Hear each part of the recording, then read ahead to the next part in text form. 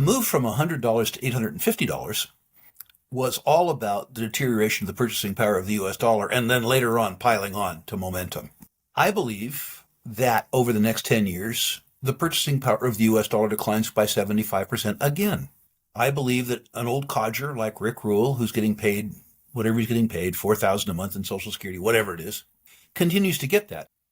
But that by the end of 10 years from now, it buys 25% of what it buys today.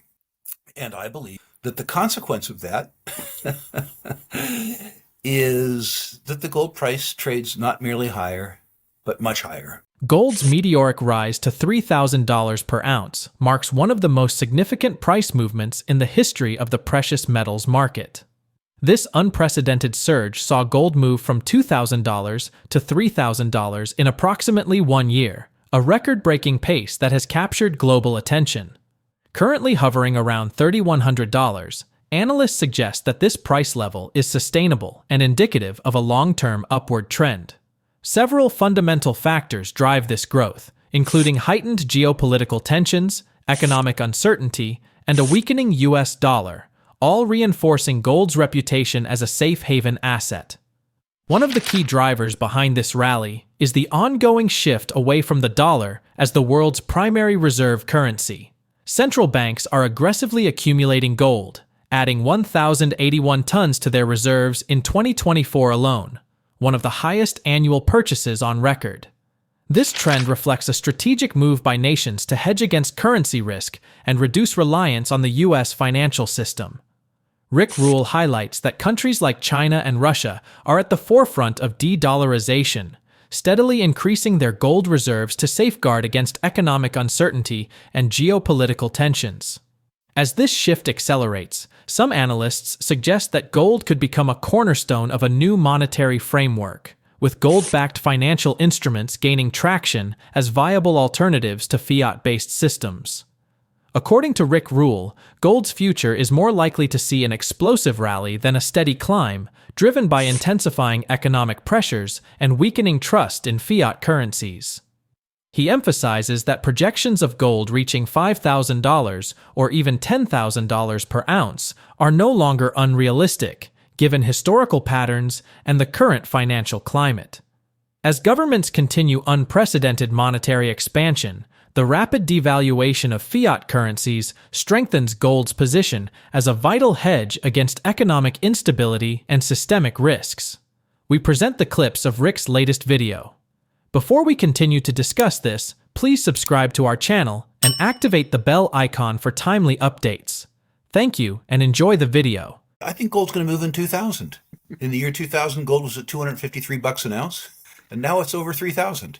Gold has done almost 9% compounded for 25 years, and people had a strange sense that gold hadn't moved. Yeah. So I think what has happened is what had to happen. I remember in one of our earlier interviews talking about the difference between inevitable and imminent. The move had to happen, but it didn't have to happen in a time frame that was convenient to people. But now I think it's moving faster. And my own suspicion, Craig, is that maybe it's due for a rest, maybe it's not. Nobody knows in the near term. But I think the arithmetic around gold, and silver too, takes it not merely higher, but much higher. If you'll humor me, I'd like to explain that in arithmetic terms. Yeah, please. In my experience, 50 years of watching these markets, speaking of time flies, the precious metals do very, very, very well when people are concerned about the maintenance of their purchasing power in fiat-denominated savings instruments. And I would suggest that the arithmetic around fiat-denominated savings instruments is very challenged, and people have reason to be concerned. Yeah. From here. First, let's look at the US dollar. The US dollar is constrained, I would suggest, because the US government's on-balance sheet liabilities exceed $36 trillion. We've talked about that before. The much scarier number is the off-balance sheet liabilities. The net present value of Social Security, Medicare, Medicaid, federal pensions, military pensions. That number, according to the Congressional Budget Office, exceeds $100 trillion. So the net obligations of the guarantor of the US dollar are over $130 trillion. Yeah. Craig, to put that in perspective, The Internal Revenue Service estimate of the private net worth of Americans is $141 trillion. So there's $11 trillion left over.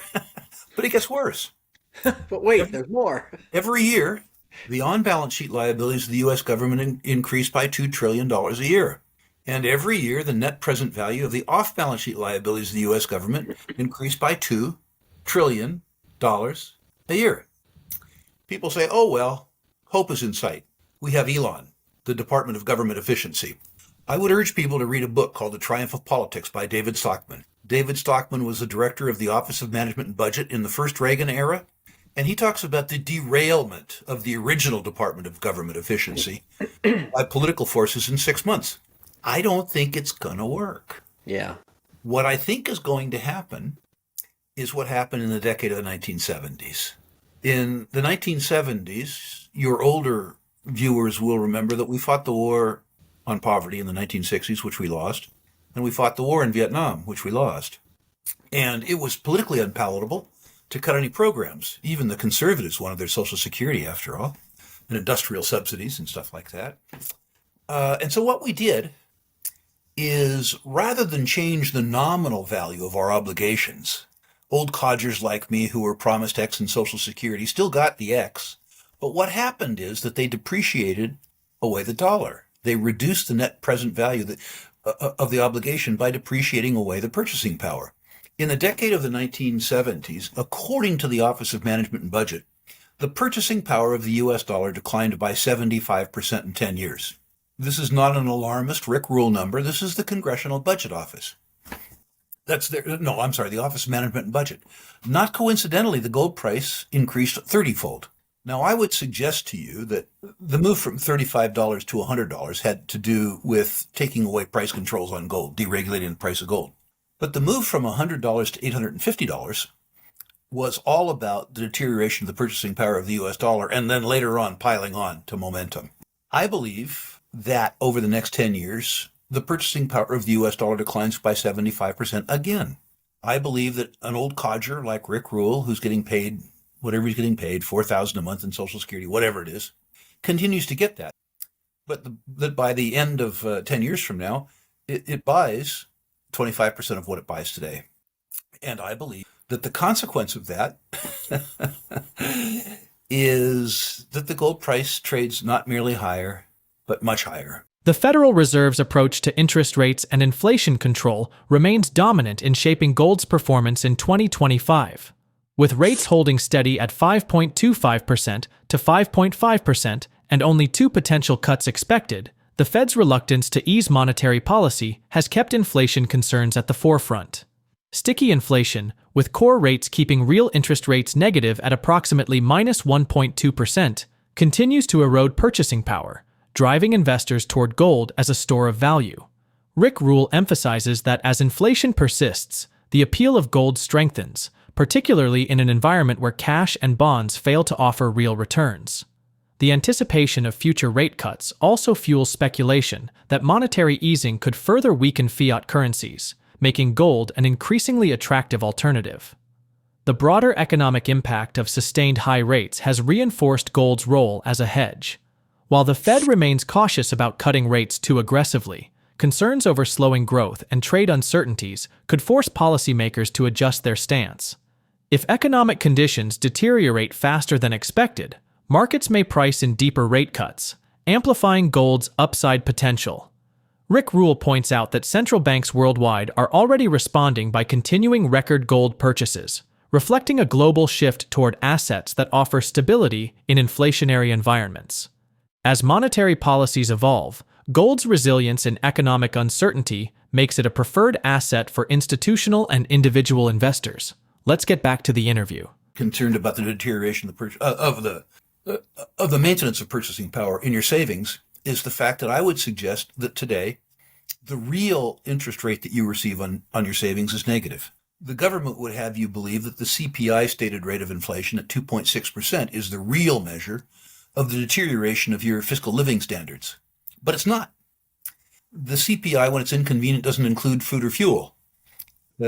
Any index that doesn't include lunch is of no interest to me at all. But probably more importantly, It doesn't include tax. The most important living expense of most households in the United States is tax. Yeah. 36% of GDP. It isn't measured in CPI. I would suggest, as a thought experiment, that your listeners look back at the price levels of the goods and services that they bought in 2020. Gasoline, mortgage interest, health insurance, health care, food. What you'll find is that for the basket of goods and services consumed by most Americans, that the deterioration of purchasing power of their currency is more like 7.5% than 2.5%. So if you do a bit more math, if you buy the US 10-year Treasury and you get paid 4.5%, in a currency where the depreciation of the purchasing power is 7.5%, you're not making 4.6, you're losing 3. And if you do that for 10 years, if you lose 3% compounded over 10 years, the US government solemnly swears that if you give them the money for 10 years, they'll give you back 40% less. A promise that they think they'll keep, that I think they'll keep. One more piece of math around gold. According to JP Morgan Chase, the market share of precious metals and precious metals related investments in the United States relative to all of the other asset classes that Americans own is only 0.5%. That is to say, 0.5% of total savings and investment assets in the United States is demarcated in precious metals or precious metal securities. The 4-decade mean market share is 2%. So if gold doesn't demolish NVIDIA or outperform the S&P 500, if the treasury market doesn't crash, if all those sort of weird gold bug things don't happen, if sentiment merely returns to 4-decade mean, demand for the stuff goes up fourfold. I have no idea what a fourfold increase in demand does to the price. But remember that prices are set on margin. Yeah. I believe that the likely consequence of a 75% deterioration in the purchasing power of the US dollar and the consequent increase in interest and hence market share for precious metals takes precious metals over 10 years, maybe not over 10 months, but over 10 years, not merely higher, but much higher. And if I'm wrong, I don't think you lose much. A little bit of gold ownership goes a very long way in terms of hedging the rest of your portfolio. Let's say that the average American goes from 0.5% to 2%, or for most Americans, from nothing to 2%. If the gold price escalates threefold or fourfold, that 2% investment saves 10% of your portfolio. If by contrast you go to 10%, that shields 40% of your portfolio. For those people who remember the decade of the 70s, a portfolio comprised of long bonds, which saw the 10-year interest rate go from 4.5 to 18, saw long bond portfolios decline by 75%. You have what you believe is a riskless asset. You enter the decade with $100,000 in savings, and you exit the exit with $30,000 in savings. If you had sheltered 40% of that loss with gold, you still wouldn't feel great, but you'd feel a hell of a lot better. In equities, we had, people forget this, we had what was in effect a 12-year bear market in equities, 14 years, 1968 to 1982. The equities didn't go down, but they sure didn't go up. And if they didn't go up and the purchasing power of the dollar declined by 75%, guess what happened to your real wealth in an equities portfolio? I'm not suggesting that people sell their equities, that they sell their house, that they sell their bonds and buy gold. I'm suggesting that they take their market allocation to gold, unless they believe that the Department of Government Efficiency is going to wipe out $130 trillion worth of debt, and they add some gold. That's all I'm suggesting. Gold prices in 2025 are expected to maintain their upward trajectory, with projections indicating a potential range of $3,300 to $3,500 per ounce, supported by strong central bank accumulation and sustained investor demand. The growing recognition of gold as a strategic asset rather than merely a short-term hedge has led to a structural shift in portfolio allocation strategies. Institutional and retail investors increasingly integrate gold into their holdings as a fundamental component of long-term risk management, reinforcing its resilience against economic volatility. Beyond baseline expectations, the possibility of more extreme price movements remains a key consideration. If inflationary pressures intensify beyond current forecasts or geopolitical uncertainties escalate, gold could see a sharper rally, potentially exceeding $4,000 per ounce. The persistence of elevated inflation and monetary policy adjustments aimed at mitigating economic slowdowns may further enhance gold's attractiveness as a store of value. In such scenarios, the metal's historical role as a safe haven becomes even more pronounced, driving additional demand from institutional buyers and sovereign entities seeking stability in an uncertain financial landscape. That's it for today. Share your thoughts on Rick's analysis in the comment section below. If you find this video informative, don't forget to support and turn on notifications to stay informed about our latest videos. See you in the next video. Thanks for watching.